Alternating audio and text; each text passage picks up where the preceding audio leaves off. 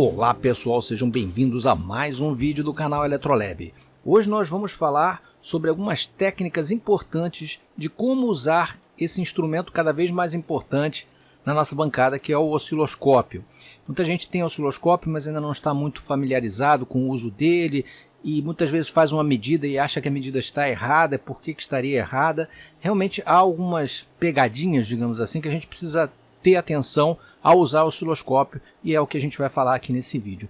Vou falar sobre algumas medidas importantes: medida de rede elétrica, medida de sinais com gerador de função e medida de sinais de alta frequência também, tá? São pontos importantes, são técnicas importantes de conhecer para usar e extrair o máximo do seu instrumento, ok? Então vamos lá. Bom, primeira coisa, nós vamos medir a rede elétrica. Muitas vezes a gente mede a rede elétrica assim e aparece uma medida que não tem nada a ver com o valor que está sendo medido. Aí, será que o que está acontecendo? Será que eu botei na escala errada? O osciloscópio está descalibrado, não sei o que, alguma coisa pode estar acontecendo. Bom, primeiro, antes de fazer a medida, a gente tem que tomar algumas precauções. Primeira coisa, medir a rede elétrica direto com o osciloscópio. Se o osciloscópio estiver conectado ao terra da rede elétrica, ou seja, se o terceiro pino dele estiver sendo conectado diretamente ao aterramento da instalação elétrica, é muito perigoso fazer esse tipo de medida. E eu vou explicar por quê. Aqui a gente tem aqui um desenho assim da rede elétrica, com fase, neutro e o terra. E o osciloscópio está conectado aos três pontos, a fase, ao neutro e ao terra. A gente precisa saber o seguinte: o terra dele está conectado na maioria dos casos, ou seja, em 90% dos modelos de osciloscópio, esse terra está conectado à carcaça dos conectores BNC, os conectores de entrada de sinal. Então, precisamos ter cuidado, porque se eu faço uma medida com a ponta de prova, essa garra aqui, ela está diretamente na carcaça do BNC, que está ligado diretamente ao aterramento do sistema elétrico. Então, se eu colocar essa garra, ao medir a rede elétrica, eu colocar ela aqui na fase, eu vou simplesmente gerar um curto, fechar um curto de terra e fase, e vou, no mínimo, detonar a minha ponta de prova, podendo danificar também a entrada, o front-end do seu osciloscópio. E, obviamente, um curto bem razoável, você vai estar aterrando a fase. Isso acontece nesses casos. Então, ao medir, eu preciso saber onde está a fase e onde está o neutro. Melhor ainda, eu preciso ter o meu osciloscópio desconectado do terra. Isso nunca é recomendável, na verdade, né? Porque se eu desconecto o meu osciloscópio do terra, eu tiro a proteção que ele tem de algum tipo de fuga para a carcaça, algum choque elétrico no operador. Mas antes, pessoal, eu queria lembrar que a PCBWay, que oferece placas de circuito impresso profissionais aqui para o canal, não faz apenas placas de circuito impresso. Eles também preparam stencils de SMD, fazem montagem de placas de circuito impresso e preparam placas de circuito flexíveis, tipo flat cables. Além disso, fazem placas avançadas, multicamadas e com outras características. Eles continuam com o cupom de $5 para fazer 10 placas até 10 por 10 centímetros dupla face, ok, pessoal? Voltando para o nosso vídeo.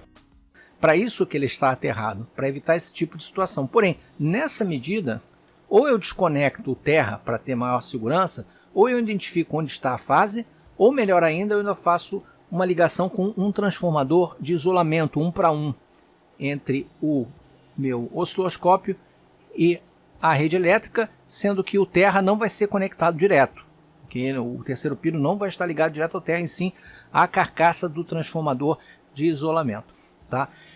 Essa é uma forma. Isso vale também para se eu estiver testando com o meu osciloscópio um determinado equipamento que está ligado à rede elétrica e também está aterrado, e o meu osciloscópio também está aterrado, e eu estou fazendo medições nesse equipamento. Eu posso correr o risco de fechar também um loop ali e fechar um curto, ok? Então, nesse caso, o transformador de isolamento é interessante que ele fique sendo usado no meu equipamento sob teste, não no osciloscópio. O osciloscópio pode ficar ligado normalmente, mas eu isolo o meu equipamento sob teste com esse transformador. É interessante ter até um transformador de isolamento desse, 1 para 1, na bancada, porque aí todo o equipamento que eu for testar que está ligado diretamente à bancada e está aterrado, eu uso esse transformador, deixando ele isolado, e aí eu posso fazer minhas medidas com o osciloscópio com tranquilidade, tá? Então vamos fazer assim uma medida aqui nesse meu no meu osciloscópio, está ligado lá. Primeira coisa, né? Eu vou verificar aqui eu tenho a rede elétrica, eu vou verificar aqui quem é fase, quem é terra com a minha chave de fase. E eu descubro aqui que, vamos conferir aqui, ok, essa aqui é fase e esse aqui é o neutro, fase neutro, fase é esse aqui, ok? Se eu for medir com o meu multímetro, eu vou medir uma determinada tensão. Então vamos só verificar aqui a tensão no meu multímetro, né? Eu vou botar aqui em AC e vamos medir aqui quanto é que está dando a rede elétrica. Ok, 125 volts, ok? 125,43. Agora eu vou medir no osciloscópio aqui. Bom, vamos medir agora diretamente a rede. A ponta de prova está em 10x. Eu coloquei aqui em 100 volts por divisão no osciloscópio e a escala de horizontal está em 10 milissegundos, ok? Então vamos botar aqui a ponta de prova aqui na fase com calma, porque aqui a minha garra já está no neutro, então não tem risco. Ok? Está lá a senoide, está indicando aqui em cima 60 Hz e ele está indicando uma tensão de 340 volts pico a pico. Bom, 340 volts pico a pico não é o que a gente estava esperando, né? O problema é esse. Aí se eu for tirar a tensão de pico, seria a metade disso, ou seja, 170 volts, daqui até aqui, 170 volts. Também não é a minha tensão. E por que essa diferença?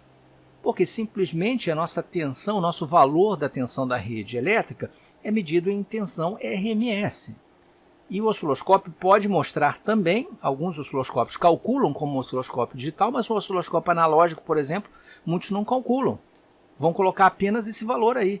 E você vai medir aqui contar as divisões e vai ver que tem 340 volts ali, ou 170 de pico. Nada próximo dos meus 125 volts que eu medi ali. Mas se eu pegar 340 volts, dividir por 2, eu consigo a tensão de pico.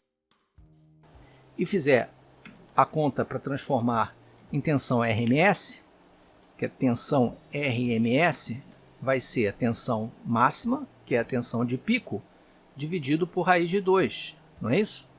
Então vamos fazer a conta aqui rapidamente. 170 volts, que é o que ele mediu lá, 170 dividido por raiz de 2, vai dar 120 volts, aproximadamente o que a gente mediu. Está correto, 120 volts. Então, eu preciso, num osciloscópio, analógico, fazer esse cálculo através da tensão de pico. E no digital, alguns têm a função já direta RMS. Basta eu botar aqui em Measure, tipo de medida, e escolher, que eu quero que mostre também a tensão RMS. Vamos botar aqui, ó, RMS. Ok. Tá lá. Vai mostrar a tensão RMS. Agora aqui, nesse cantinho aqui, eu vou colocar de novo a ponta de prova. Olha lá, 119,30. Ou seja, aproximadamente os 120 volts RMS. Aí sim, eu estou medindo o valor correto. Portanto, ao medir no osciloscópio a rede elétrica, além de tomar cuidado com essa questão, para ter a questão de isolamento do terra, para ter o valor correto, você precisa ter o valor RMS. Esse é o valor correto, é o valor que a gente considera como referência para a rede elétrica. Tá? Nunca o valor máximo ou o valor, muito menos o valor pico a pico. Por isso que às vezes, por um descuido, você vai ver lá 170 volts ou 340 volts e aqui não tem absolutamente nada a ver com o valor que você está habituado. Ele é o valor real, aquele realmente é o valor pico a pico e o valor pico. Mas o que a gente interessa mesmo é o valor RMS. Portanto, essa é a forma de medir, ok? Vamos para outra questão importante em medidas de osciloscópio. Bom, pessoal, a segunda coisa muito importante também ao medir um sinal que venha de um gerador de funções é saber se ele está corretamente acoplado ao seu osciloscópio para fazer a medida de amplitude correta. Muitas vezes aparece algo meio diferente, a gente não sabe exatamente por quê. Então, eu vou ligar aqui, por exemplo, esse gerador de funções aqui, que está gerando uma senoide de 1 kHz e uma amplitude de 2 volts pico a pico. Ok? Para evitar problema com RMS, tá? Eu vou gerar 2 volts pico a pico nele.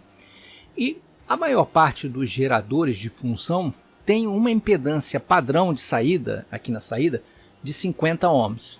Alguns geradores, como esse aqui, por exemplo, você pode alterar o valor e jogar para que ele tenha uma alta impedância de saída, mas muitos não têm, tem uma impedância fixa e geralmente ela é em torno de 50 ohms. Já o meu osciloscópio, ele tem uma impedância de entrada alta. Então olha o que vai acontecer aqui, eu vou gerar 2 volts pico a pico, 1 kHz e vou jogar no meu osciloscópio. Ok, liguei. Está lá a senoide, muito bonita, 1 kHz medindo aqui em cima. E a tensão eu consigo medir aqui, ele está indicando aqui 4 volts pico a pico. E se eu contar, repare que eu estou numa escala, com uma escala de 1x aqui, de 1 volt por divisão. Então eu tenho 1, 2, 3, 4 volts.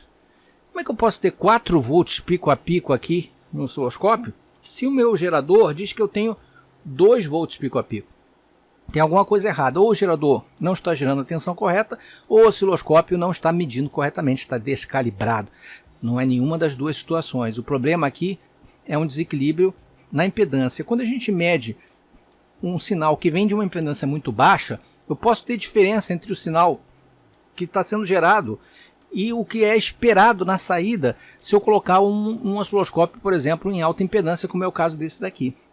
A forma de você resolver isso é fazer com que o gerador enxergue a impedância igual a dele, ou seja, 50 ohms aqui eu tenho que ter uma terminação de 50 ohms do outro lado. Como é que eu resolvo isso?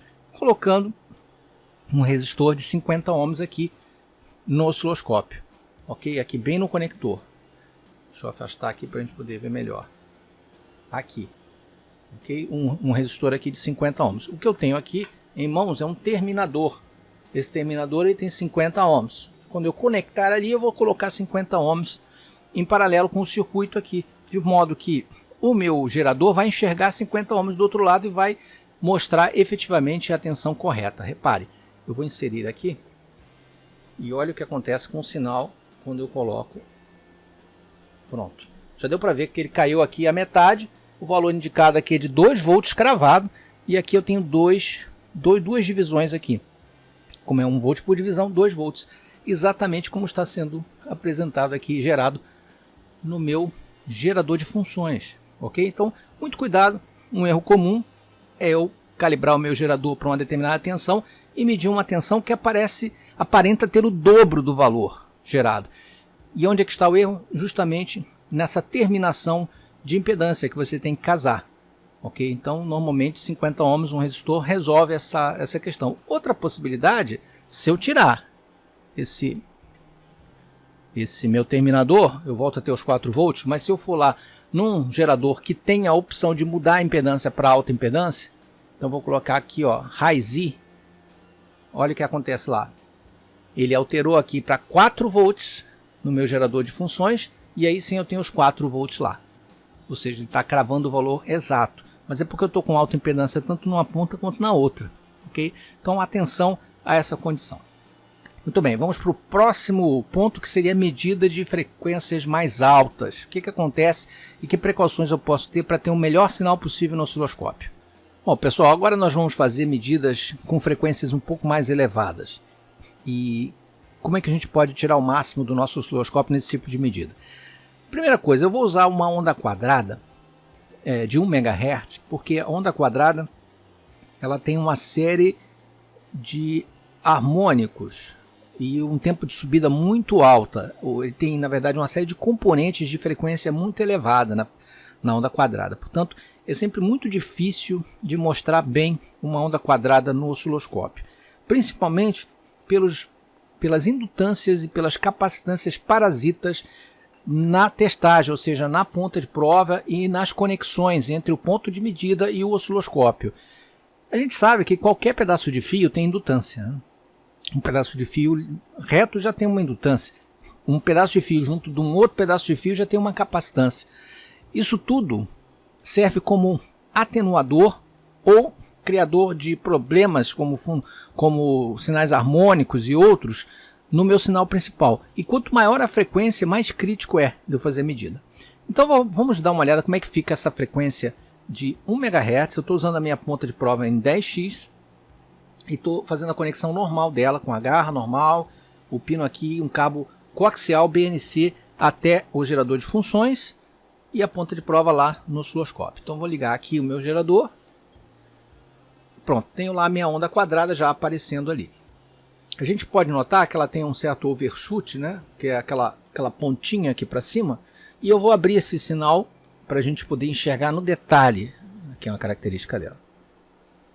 Dá uma olhada só o que a gente tem aqui, né? A gente tem a linha dela seria mais ou menos aqui, a linha normal, só que eu tenho um overshoot aqui considerável.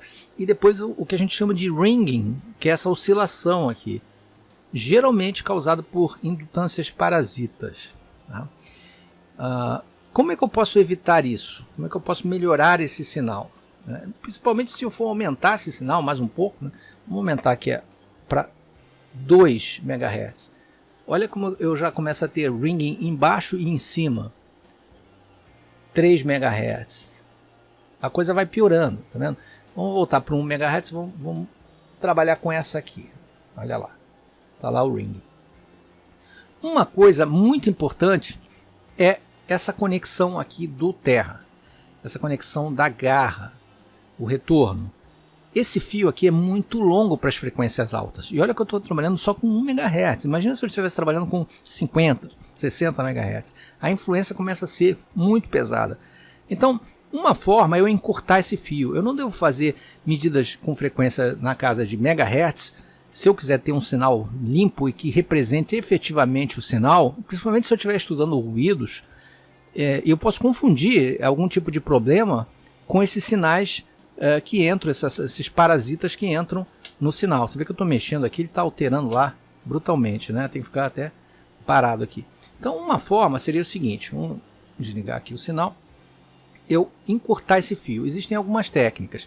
O próprio osciloscópio costuma vir com alguns acessórios, né? Então eu vou desconectar aqui, desconectei, e nós vamos conectar diferente isso aqui. Repare, eu tenho essa pequena mola aqui que acompanhou esse modelo aqui, mas a maioria dos osciloscópios acompanham, que é um encurtador desse pino aqui do terra. E a gente tira aquela parte principal, essa parte aqui a gente remove, ok? E insere essa pequena molinha aqui que vai fazer contato aqui embaixo com o terra, ok? Assim, muito bem. E eu fico com uma ponta muito próxima aqui, o pino principal e o terra logo ao lado, muito curto. Então a chance de eu ter problemas aqui é muito menor. Vamos dar uma olhada como é que fica o sinal só em remover a garra daqui do terra e colocar aquela conexão curta. Tá o mesmo sinal lá, tá? Deixar até ligado aqui pra gente. Vamos lá. Vou ligar aqui a garra no pino principal e aqui no terra. Ok. Repara o seguinte, olha como diminuiu a amplitude do ringing ali. Vamos fazer uma simulação com os dois, para a gente ver aqui a diferença, olha. Vou botar o terra aqui, em vez de ligar o terra aqui nesse ponto, eu vou ligar nesse. Olha a diferença.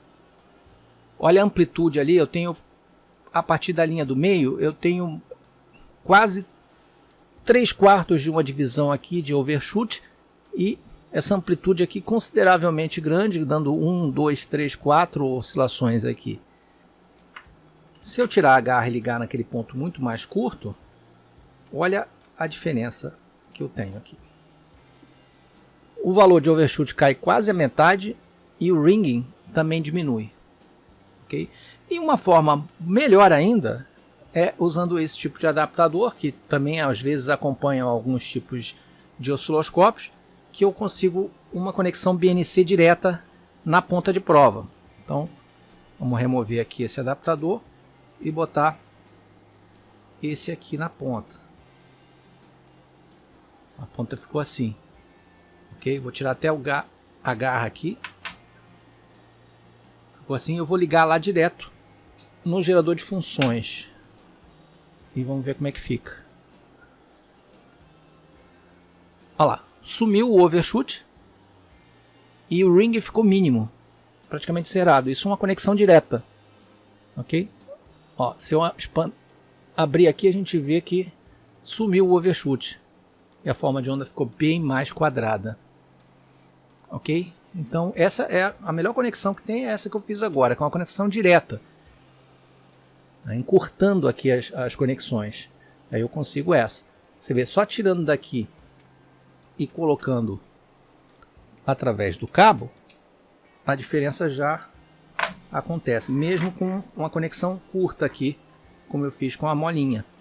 A molinha já ajuda muito, não tenha dúvida. Mas se puder fazer uma ligação mais curta ainda, melhor. Repara, ali eu já tenho um overshoot pequeno. Ele é desprezível para a maior parte das situações, mas tem. Ok? E quanto maior a frequência, maior esse tipo de efeito. Então, dica. A conexão do terra, da ponta de prova do osciloscópio, em frequências altas, precisa ser o mais curto possível. Se puder, use sempre a molinha.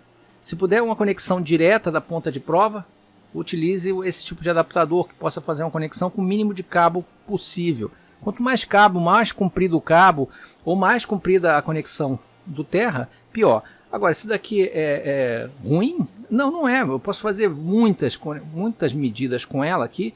Aliás, eu faço a maioria delas nas frequências mais baixas, até mesmo em sinais de frequências da ordem de megahertz, porém não ondas quadradas.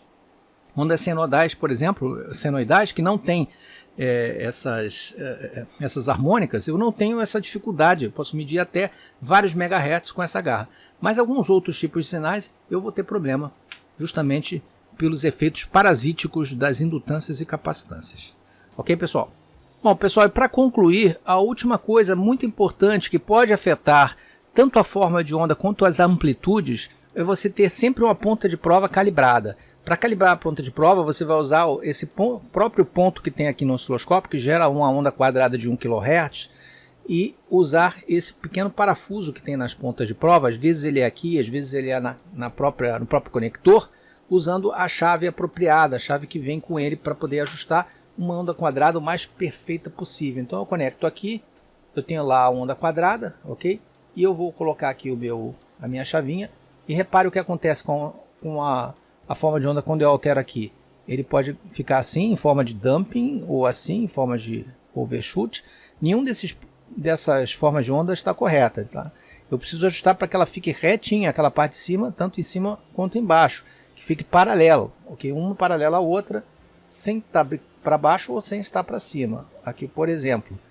Assim, eu garanto que tanto a amplitude medida de qualquer outra forma de onda, quanto o desenho, né, a forma dela, vai estar o mais preciso possível. Regule, calibre as suas pontas de prova sempre que possível.